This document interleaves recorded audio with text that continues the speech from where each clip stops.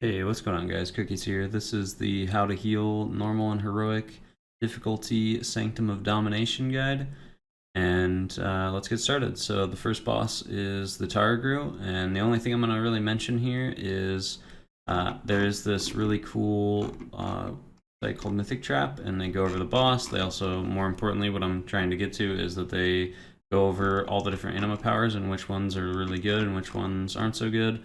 And the ones you're going to mostly look at is these strategic pick ones as a healer, and you're going to want Ever Beating Heart if it comes up, Full Word Clasp, like stuff like that. But the main one I'm going to talk about is just Ever Beating Heart. If you see this pop up, tell your raid that you're taking it. Your raid only needs like 2 people to take this trait besides the tanks, and this is just to help with one of the mechanics in the fights. So if we go over to the fight, really nothing special here to heal. So I will just talk about the single mechanic. So you have Sorry, I'll talk about 2 mechanics. So you have this fear mechanic where everybody gets these circles around them, or a handful of people get circles around them. It's based on raid size, and then they just need to spread out from other players, get away from the group, and then they need to be dispelled. So the way we were doing this is we were kind of just waiting like 3 to 4 seconds and then dispelling them, and hopefully they're out of the raid by that time. And if they're not, then you just use stuff like Tremor Totem to free the people that got feared. So the other mechanic with the Ever Beating Heart trait is this chains that you get. So I have chains, and now we just set a marker off to the side, and the person with chains goes to the marker, and then the 1 or 2 people that have Ever Beating Heart need to just stand in the way of me and the boss, like the person with chains and the boss. They just need to stand in between and soak it for me. You'll see, I think someone, yeah, right here, our mage ends up stepping in and soaking it. There it goes, and we're good. And other than that, this fight is very straightforward. The only tips I can really give is do as much damage as you possibly can to the boss, because it's much more important to get the boss down quick, especially on like heroic and mythic, than it is to heal through the non-existent damage that he's doing. So that's it for that boss. Okay, next up we have the Eye of the Jailer. This fight, again, is not really a healing intensive fight. The only things you want to be mindful of is this mechanic right here. Whenever these angels pull people, so there's this big swirly that spawns, and you need like a handful of people to stand in it, and then it will do damage to all those players that were trapped in it with this chains debuff, and then pull them, and then afterwards it spawns an ad. So just be mindful that that overlaps with other mechanics, so that's where like the healing will quote unquote be most intense, is when people are getting pulled by the chains. And then other than that, you have the intermission, which I'll just show you a couple things real quick. So you're going to have these pools that spawn on you. I think the debuff Bigwigs literally just calls it pools. And you just want to drop them close to the wall. And then you'll see when people get the pools, they should just be dipping into the previous pools on the ground. You can see people running into the previous pools on the ground and just dropping, they're just stacking at their pools. You don't want to do it infinitely, because I think the damage does stack. So you just start, making as much room as you can using this wall here. We just tank the ads right by the wall, so it's really easy to just dip in and out. And that's pretty much it for the intermissions. Oh yeah, as a healer, you do want to be mindful of dispelling this debuff that's on players. It just kind of periodically goes on a handful of players at a time, and you just want to dispel it as quickly as possible. So you should just be keeping in mind or an eye out on that, and just dispelling on cooldown. So there's the debuff right there, and then it's on me, and we just get rid of those right away. And then the last thing in the fight that'll be more present in Mythic or guilds that are kind of like struggling with this on Heroic is at the very last phase. So after the last intermission here, it's going to be after this. Let me fast forward a little bit. Here it goes. So when both these die and the boss comes back, he's going to cast Immediate Extermination. And what this does, you don't have to worry about it right away, but you're going to see this debuff that I get right here that lasts a minute. It's going to keep stacking. So the boss is going to pulse again here in a second. I'll get a second stack. There it goes. And what this does is just continually do more and more damage to your raid. So in Mythic, it's very possible that you lust in this phase instead of on pull, but we'll see. And then as a healer, you're just going to want to start rotating healing cooldowns at the end of the fight here, because it gets a little bit crazy. And there I messed up my my Door of Shadows. I tried Door of Shadow, using Door of Shadows to get through the beam, and it did not work well. Yeah, that's the whole fight. So just you rotate healing cooldowns at the end of the fight. Otherwise, you kind of just randomly use them throughout the fight to keep the raid alive. That's it. Okay, next up is the 9. So with the 9, there's only 3 bosses, and the rest are just these little ads that fly around the room that you can't actually hit. So as a healer, the things to keep in mind is really just the constant damage that's going out on the raid. Just be mindful of it. And then we're going to have a few major mechanics. So the first one is going to be this soak zone right here. When this overlaps, specifically when it overlaps with other mechanics or abilities in the fight, that's when it becomes hectic and difficult. When it's just at the beginning of the fight here, or during periods where there's nothing else really happening, you don't have to really worry about it. So you probably shouldn't spend too many resources on it, like healing cooldowns and stuff, but just be mindful. It does a lot of damage, and it can be immune. So if you have like a mage with it, they can blink out of the raid and come over here and just ice block it. Hunters can turtle it, all that stuff. So be mindful of that as well. I'm going to fast forward it just a little bit here, because the fight is pretty slow until you spawn the actual boss. Here's the actual boss. Okay, so we have this debuff that I'm going to show you guys. You can see the players that are a lot bigger, and you can also see them debuffed on the raid frames. We have markers set up. We just have them go to X. They're going to go stand on X. And then the players need to be dispelled. And what's going to happen is, so there's the hunters next to the shaman. We're going to dispel the hunter. And now the shaman has 2 stacks of this debuff. And now we need to get this third person to go over and dispel them.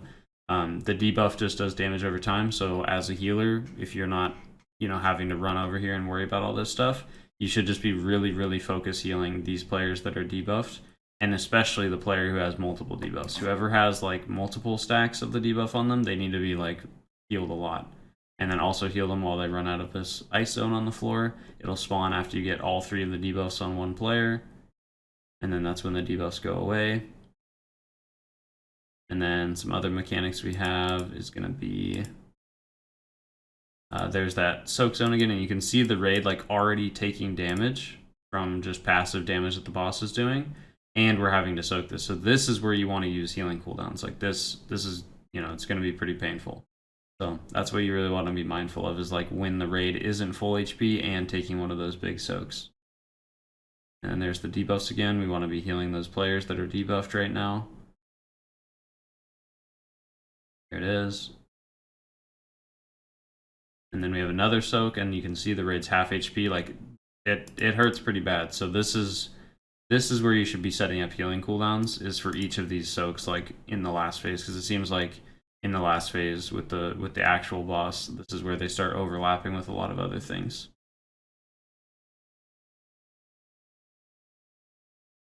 And then the fight just kind of plays on repeat from there. Have the debuffs again. We're using red marker, so we're going over there. Remember to keep those players alive. You can see how much damage he was taking. I think he might have been standing in this stuff on the floor. Maybe not. I don't know. He's taking a lot of damage. And then you have these little soak zones. Nothing you can really do as a healer here. You can't really, yeah, I guess you can like specifically target the players in there, but they don't take that much damage. And then you can see there, like the raid just took AoE damage, and then now we're having to soak, so we have to come in and soak. Raid is not full HP. Okay, so people are standing in the circles on the floor. It looks like they have a bigger radius than what's actually on the ground.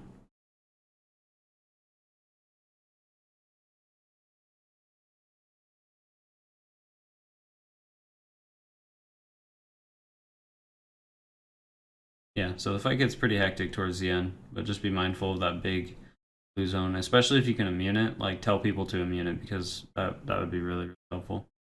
Alright, that's all we'll spend on this boss, so that's it. Alright, Soulrender Dormazain. This boss is really, really cool. I like this boss a lot. The first major thing is help do a lot of damage on pull as a healer. This should be a common rule at this point anyways. But it's especially important on bosses like this that have kind of like a sort of like a soft enrage, I guess. There's certain things that you like, there's overlaps later on in the fight that happen around like the 6-minute and 30-second mark that you do not want to reach, or like the 7-minute mark, so you want to push the boss before that. Other than that, you're going to have these debuffs that spawn on players. You can see these two people have it right here. It's going to be Rexby and Furballs that have it, the Rogue and the Druid. And it also does cleave on other players. That's what this is. But you can tell who specifically has it with this like other second debuff that they have.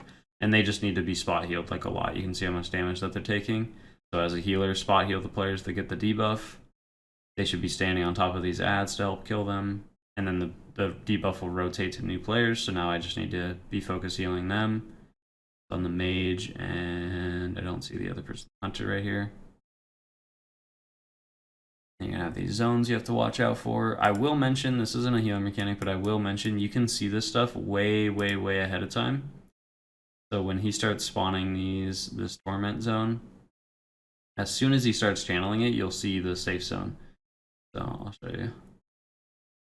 So here it goes. So you can see these three areas have all this red shit at the top of them, but this one doesn't right here. You see how there's no red stuff right here. So this is going to be the safe zone, this whole section right here. You can call it out ahead of time, and then also later on in the fight when he does... I guess we should talk about the chains real quick before... Oh, the chains don't happen yet. Oh, the chains already happen. Okay, that's fine. So the dance that happens in this fight, again, you can see that it spawns way ahead of time. So look, do you see all this red stuff that's spawning right here? There's no red stuff over here spawning at the top of this one. So it's going to be this one over here. It's going to be this first one. So we're going to have to run all the way across. And then same thing, it's going to happen again. So you see there's red stuff on top of this one. It's a little bit hard to see sometimes, but when you're actually in the fight, it's pretty easy. There's no red stuff up here. And then we're running over. I'll try to get a good camera angle on it. So now there's red stuff up here. Red stuff over here. There's no red stuff up here. You can kind of, it looks like there is, but it's specifically like these droplets of rain. So there's none happening right here. So this will be the safe zone. And then I believe that's the last one. So the major healing mechanic in this fight is going to be the chains that spawn. So I'll just go to the second set of chains here that happen in a minute. So what's going to happen with these chains is you're going to have red, blue, and green. There's 3 chains that spawn. They need to be grabbed by anybody and then pulled across the room. And when they get pulled at a certain distance, I think it's 40 yards, they snap and do damage to the whole raid. So you can see here green and blue are starting to run. They're running away with their chains. What we were doing is snapping green and blue at the same time and then just waiting on X until we kind of full heal the raid, and then we were just using like big spirit link cooldowns and stuff. So here green and blue are about to snap. We have a spirit link down. There's the snap. There's the other snap. It hurts pretty bad. If you're not in the spirit link, you pretty much die. So you have to be aware of that. But I think in retrospect, what's better is just doing one chain at a time and just taking a little bit slower. You have a lot of time. So you can see right here, this cast chains. You just need to beat that. You can see the boss also casting. It's called Hell Scream, and you just want to beat that. You have to break all 3 chains before that cast finishes. So just take it slow, do one at a time. And then I think the way I would do it is I would have the green player go first. They would say when there's chains about to break, we don't use any healing cooldowns. We just let the raid take damage and start healing them. Then we use blue, and as the blue player is running out, that's when we pop a healing cooldown because the raid isn't full HP and a chain is snapping.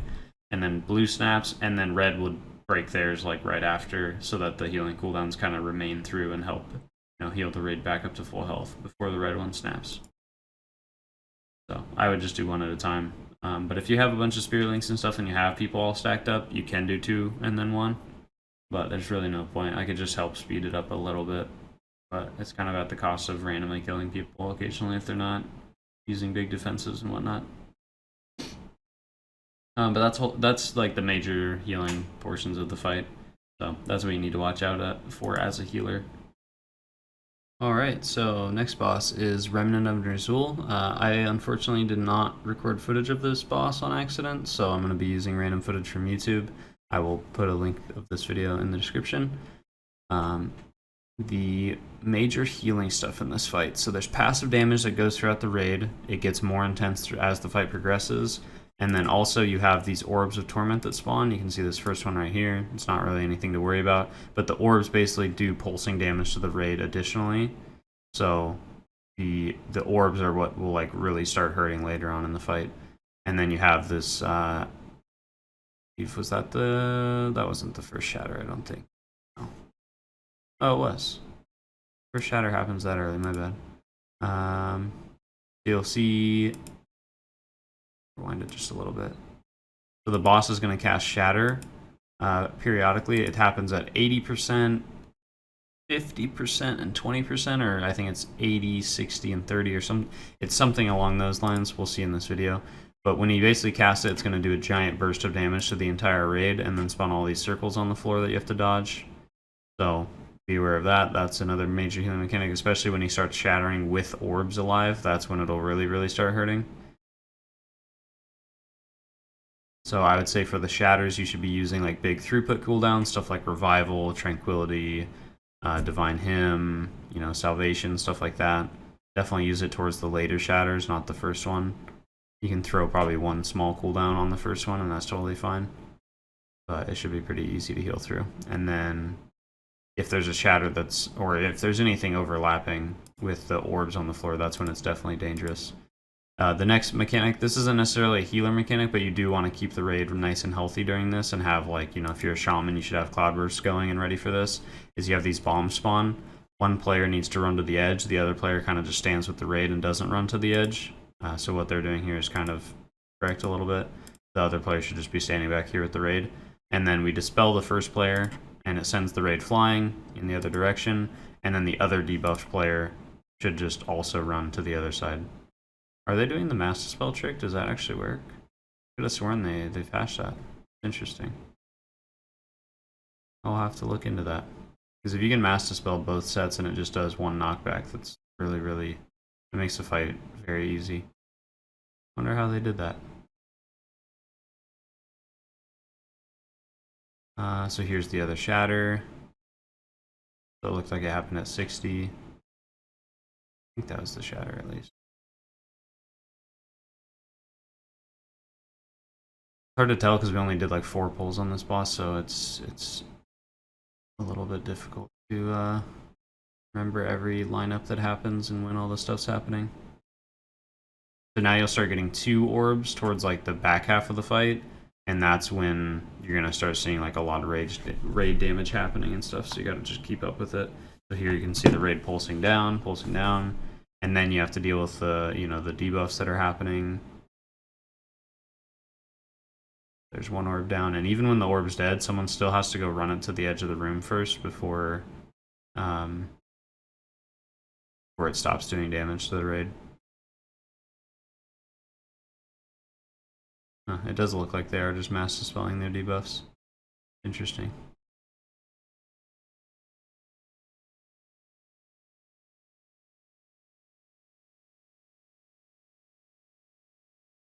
And then at the end of the fight here, at 30%, he's going to do his last shatter, and that's where it's pretty painful because it's overlapping with 2 orbs, and you're having to kind of spread out from all these swirls. So make sure you use big healing cooldowns right when this happens. He's going to do the suffering, then he's going to do a shatter. There's also the knockback debuffs. It gets pretty nasty, and you can see how low the rate is. Like, it is very scary, so... But as long as you're mindful of the things that are doing damage to the raid, you'll be ready for them. That's like the most important thing. And that's pretty much the whole fight. After that, you just need to kill the boss before it kills you. So at this point, like towards the back end of the fight and the start of the fight, you should just be doing, of course, like I always say, do damage to the boss here at the end, because now it's just like a kind of a race against the clock. You want to just try to beat getting more debuffs and more orbs and stuff. You just want to kill the boss before he keeps spawning stuff. So becomes much less about healing and more about just killing the boss quickly. So here's the debuffs again. Yep, they definitely just mass dispel it. So that makes it easy. You just have both players run to the same spot and then just mass dispel them. Just beware that one player could go flying forward if they're not... I think one player always will go flying forward, so you have that player stand in front. That way when they fly off the edge, they can like disengage back or wild charge back and stuff like that. So that is the Remnant of Ner'zhul. Okay, next up we have Painsmith Raznal. This boss is really, really difficult if you're doing it on the first or second week of Heroic. But if you're not, I'm sure this will still be like a big, like a big stepping stone for a lot of guilds. as far as progression goes in Heroic and Mythic. But basically what you want to be aware of as a healer is the tank weapon that goes out. So this right here, this axe that's on the tank, he's going to run to the corner. When it throws, it's going to do huge damage to the whole raid. So you won't necessarily line up cooldowns for that. What you're going to be lining up healing cooldowns for is these traps right here. So you're going to have these traps land on the floor. They need to be soaked one at a time by a player. And with each soak, you're going to watch, I think this hunter's going to soak one. So there's one. It does damage to the raid. Then he's going to go soak another. There he goes again. And a weapon's happening. So this is where you want to use healing cooldowns. So they have Spirit Link down, they have Ashen down. And this is where it's very, very important to use healing cooldowns because you have the weapon being thrown, so it's going to do like half the raid's health and damage. And then also these traps need to be soaked. So here goes the weapon. They're going to soak another trap here in a second. There they go. And then they still have to soak one more trap. And there they go. So it just does an insane amount of damage. Like most people in 25-man groups right now are like 6 healing this boss. So if you don't have enough healers, unfortunately, even in Heroic, you're probably going to need to cut back on some people and just like have people sit out. Because like in 15-man, you need to pretty much be like 4 healing. In 20-man, you need to be 5 healing. And in 25, like for every 5 players you have, you need like, 1 to 2 healers.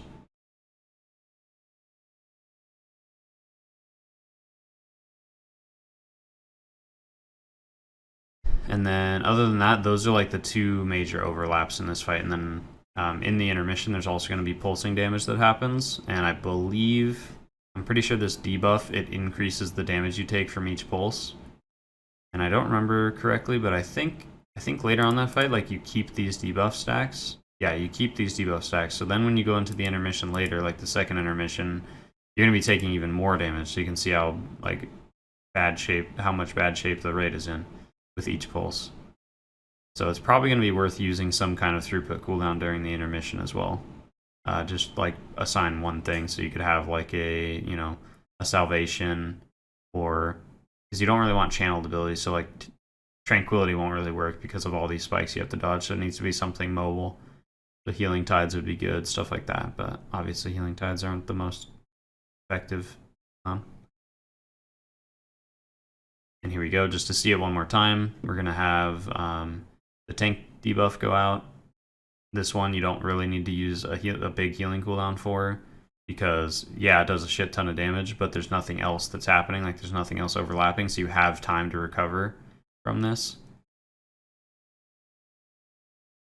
And then this is where they're going to get traps, I believe. There's the traps, and you have the tank debuff going out, so this is probably where you use a healing cooldown. The tank thing goes out, you kind of recover a little bit, and now you start soaking traps. There's 1, 2, 3, and then the last one can just detonate on its own. 4. And then you have another tank debuff going out, so this would be another healing cooldown if you have something. Man, this fight hurts. And that is the whole fight. So watch those overlaps, especially in the last phase. The overlaps are what will kill you the most. Just try to be really mindful about when you're using your healing cooldowns and make sure you're not wasting it on just like a single ability. So like here, if it's just a tank debuff, don't use a healing cooldown on it. You can use it afterwards, like to recover and kind of pick things up, because they're soaking traps, so they're using cooldowns to like get. You're more using healing cooldowns for the traps than you are the tank debuff. That's the best way to think about it. Is when the traps spawn, you need to use healing cooldowns to soak them, because other stuff is going to overlap and do a lot of damage. And that's Painsmith. Alright, so Guardian of the First Ones. This boss is really straightforward, but on Heroic especially, it is a hard fight. This is a very hard fight. My guild has not got here yet, so that's why we're still using the YouTube footage. So this fight, the main things you want to watch out for is just the pulsing damage on the raid from these orbs right here. It's going to do actually a lot of damage to the raid, especially later on when there's 2 of these flying around. So keep the raid topped off. This is a very healing intensive fight, so the more you can keep the raid at full HP, the better. There is these big group-wide soaks you'll see here. I'll rewind it just a tiny bit. So you can see this big like yellow swirly that spawns. It's gonna be not these. Let me write, it's after this Sunder. So you have Sunder and then Obliterate. Everyone has to stand in the Obliterate. Does a lot of damage. Probably going to want to use healing cooldowns. And then there's another Obliterate and a Sunder. So it looks like it rotates back and forth. And you have this orb still going out. And then now you're going to have Purging Protocol, which is going to do a burst of damage to the whole entire raid. Very heavy. You can see how much damage it just did. So it's all about just rotating healing cooldowns efficiently enough for all of these. I think the Purging Protocol you usually won't need to use a healing cooldown on. I think it's more about just being caught up at that point and having the raid full HP. And then having the people with the little circle debuffs that are out of the raid, they need to use like a big defensive. So these guys here need to use like defensives, immunities, or use externals on these guys. Because they're the ones who are going to potentially get one shot. You have the Purging Protocol go out. It's going to do a bunch of damage. And then now you're going to move the boss into here, into the circle. And then now what's going to happen is that Purging Protocol gets interrupted. And now the whole raid's going to take pulsing damage. This is a good time to use stuff like barriers, probably Spirit Links, stuff like that. Just stabilize the raid. And then you're not going to want to burn everything here, though. Because when you come out of this, this thing's going to explode. Everyone needs to move out, but stack up somewhere. And then the players with the debuffs get it completely out. And then watch the amount of damage that the raid takes from this like swirl right here. Sorry, my cat is scratching the couch. So the amount of damage that goes out after that explosion, you don't want to be, you know, completely stale on healing cooldowns. You need something still rolling. So I think the best way of doing it is use stuff like Aura Mastery as you're running out from here, and use stuff like Barrier and Spirit Link when you're inside the bubble. And then the fight just plays on repeat from there, and it just kind of, obviously it doesn't really get more intense, it just is time sensitive. Oh, and I guess you do have 2 of these orbs eventually floating around, so it does get a little bit more healing intensive.